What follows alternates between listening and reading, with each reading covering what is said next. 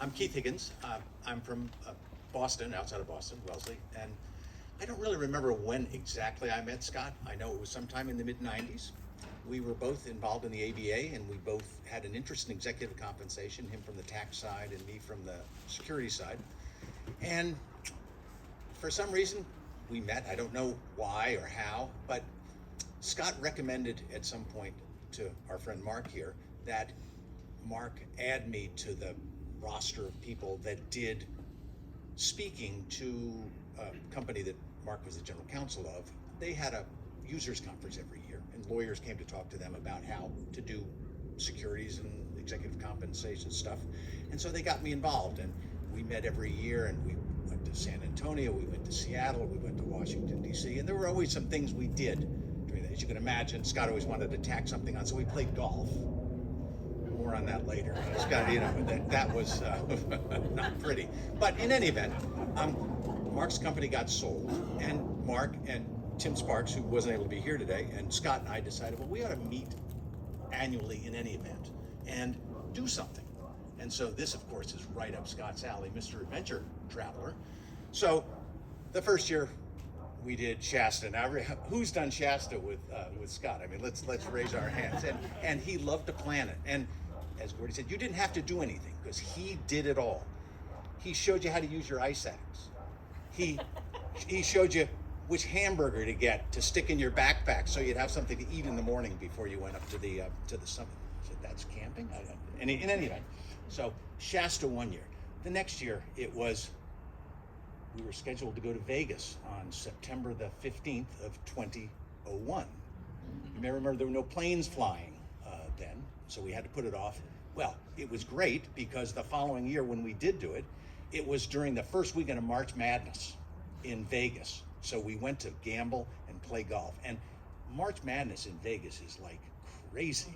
Going to the sports book, I mean, this is a big event, and Mr. Big Event loved it.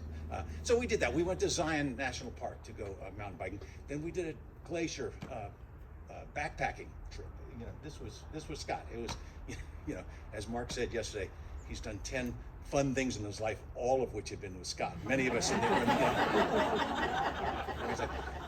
Scott and I also did a lot of speaking engagements together. After we got done with Mark's thing, we sort of took it on the road, and Mark and Scott and I were the three amigos, and we insisted that we only wanted to speak together, and so we had a lot of fun. We went to places and it was always something to do. We'd go out to dinners. We'd go running in the morning. We'd have coffee in the morning. This was what Scott did. Scott was not a huge foodie. He was somewhat of a foodie, but he loved going out to restaurants. Now, what he loved most about restaurants, good food was the given, but what he loved most was being seen and seeing people. I mean, let's talk about it. So I can't tell you how many times in Washington, D.C., we went to Cafe Milano, noted place in Georgetown, which is where everybody who's anybody goes, and every time Scott had to go to Cafe Milano. One time we were there, and they were going to put us up in a room up off the main drag.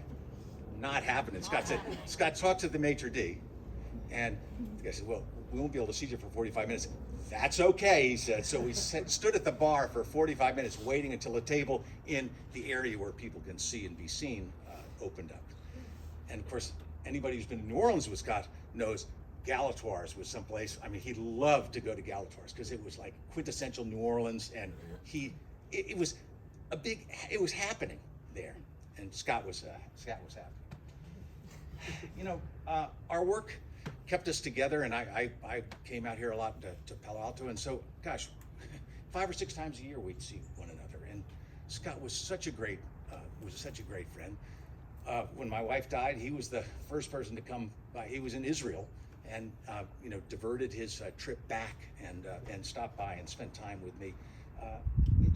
It was amazing the extent to which he was a great friend.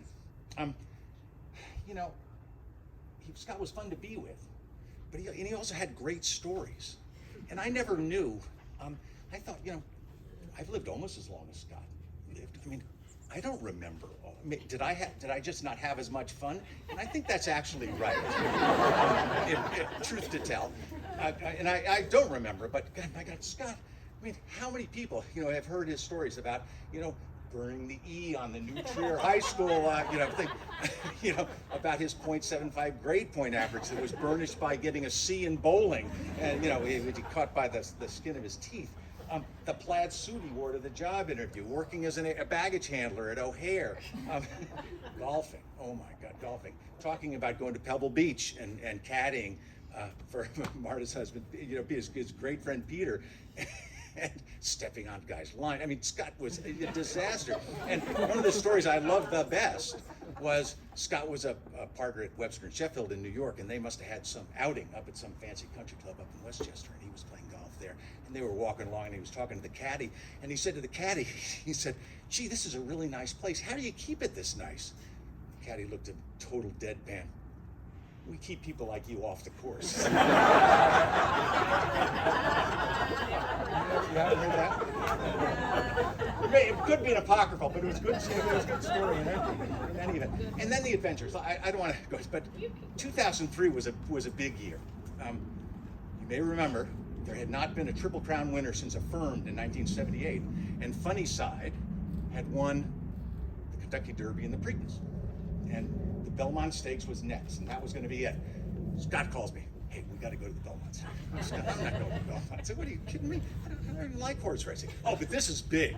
This is big.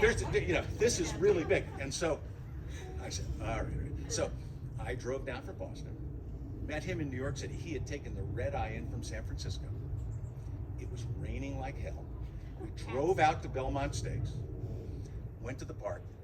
We didn't have grandstands. We weren't under the grandstand. We were out in the rain the entire day. Interrupted only by Scott taking a conference call from some phone booth outside of the park. It was totally nutty. And we stood there and got soaked. And Funny Side was not a mutter. And Funny Side lost the race. I took him to JFK. He hopped on the plane to come back. I drove to Boston. And, that was sort of in our armamentary of experiences. Later that year, we had a speaking engagement in Orlando, and he said, "We got to go to Key West, right? We got to go to Key West." Of course, who was Hemingway, Pamplona, Key West.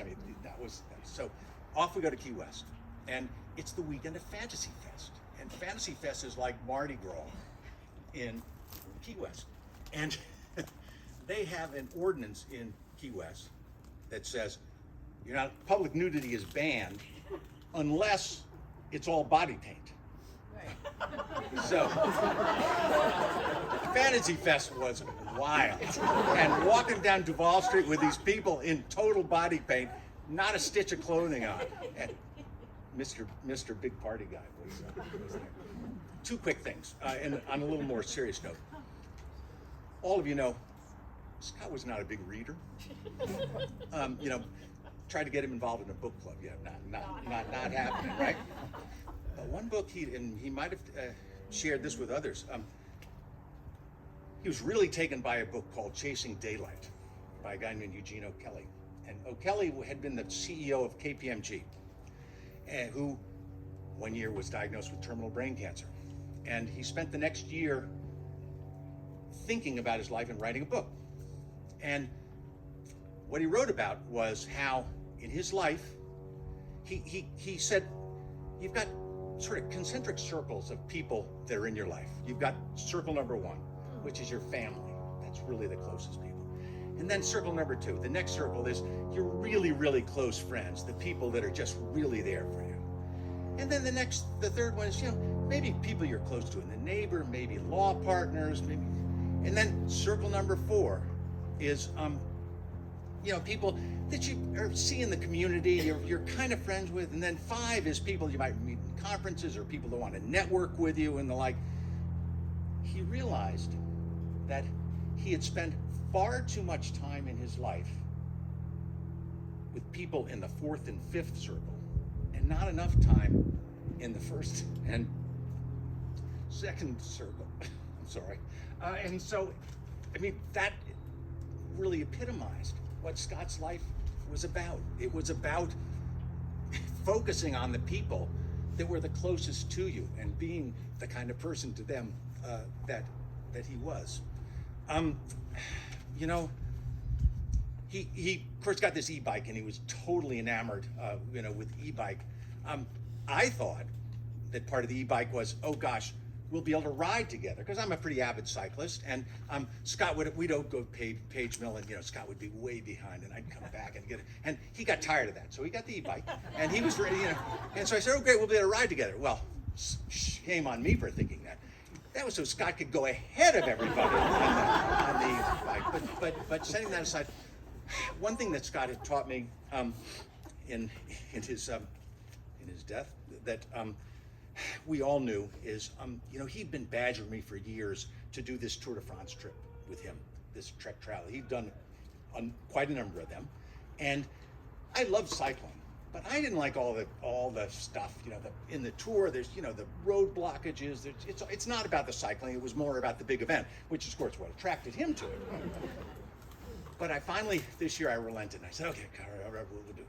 Well, we went. We had a fabulous time. Him on the e-bike. It was fantastic. Holly met us. Joanne came over. We had a just magical time in France for 2 weeks. I thought to myself, this is the way you need to live your life. If I hadn't done that, I'd be standing, I'd be crushed. And so, he taught us sort of how to live life, and don't put those things off. Gordy, don't tell him you got to talk to clients. You had to do it. And God, I'm so glad that I did. And gosh, I don't know whether I have anything else to say, but I do know that if Scott is looking down on it, he'd be really disappointed that he's missing this party. But he'd be totally gratified to see everybody here. So goodbye, Scott. We'll miss you.